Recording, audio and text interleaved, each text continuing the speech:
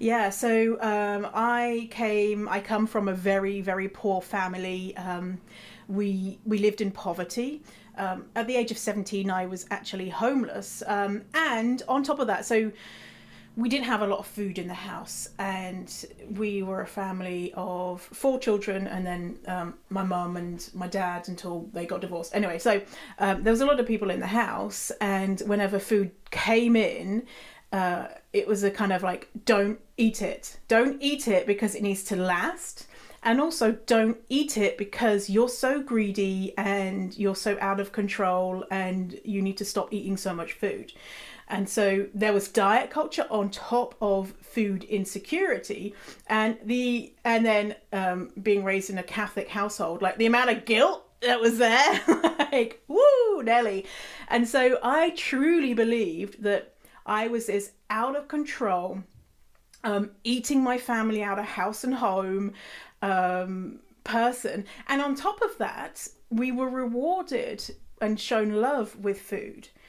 And so it was the most complicated thing ever. Whenever I was hungry, I would go to the cupboard, and a lot of times there wouldn't be food, or the food that was there was not, like I would do things like eat dry pasta or eat just a dry Weetabix or whatever I had, or whatever was there, and but then also feeling guilty for eating anything, and then also getting comfort from food too.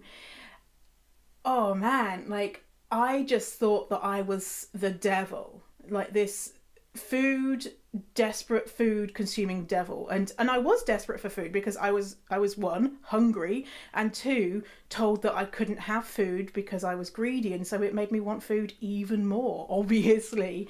And I blamed myself. It was my fault, right? It was totally me. Yeah, so that was very complicated. So it morphed into undiagnosed binge eating disorder. It morphed into, yeah, a very disordered relationship with food, a very kind of black and white, not trusting my body, very secretive about eating and eating in secret. And allowing, actually, my first relationship, I dated this guy who was abusive, and one of the ways that he would abuse me was with food. And so he would put me on these quote unquote diets. Basically, he would control what I was allowed to eat. And because of my history with food, I thought, oh, he's being such a good guy, he's helping me because I'm so out of control with food. I need someone else to take this process away from me because I can't do it. I can't eat. And so the things that he had me eating were ridiculous. Like nothing, no food. And obviously I lost weight because my body was starving, and it just reinforced that idea that I can't feed myself. I need someone else to tell me what to eat. And if someone else is in control of what I eat, then I will become thin.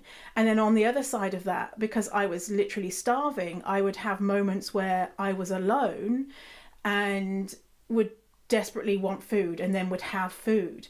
And if my abusive ex found out that I'd eaten any food that was deviated from his plan, I'd be in big trouble. And so that sneaking of food was even more heightened. Like I had to become really clever about it. And, like he would count the slices of bread in the bread loaf. And so if there was one missing, he'd be like, where is it? And I'd be like, oh, well, it fell on the floor, so I put it in the bin. And then he would look in the bin and be like, there's no slice of bread in here, so you must have obviously eaten it. And then me having to be like, oh yeah, I did. And then the consequences of that. And so, looking back, I'm like, oh my God, I was desperate for food. I was starving, and then I couldn't because I thought that I was greedy, and then I was being abused by someone who was telling me that I was so greedy and out of control. And the reality was none of that was true, and that was so inappropriate and awful and abusive, and I should never have had to experience that. And what should have happened really is, if I could go in now as an adult, I would take little Victoria and I'd be like, here is a secret stash of all the food you could ever dream of, everything, and you come and eat as much as you want.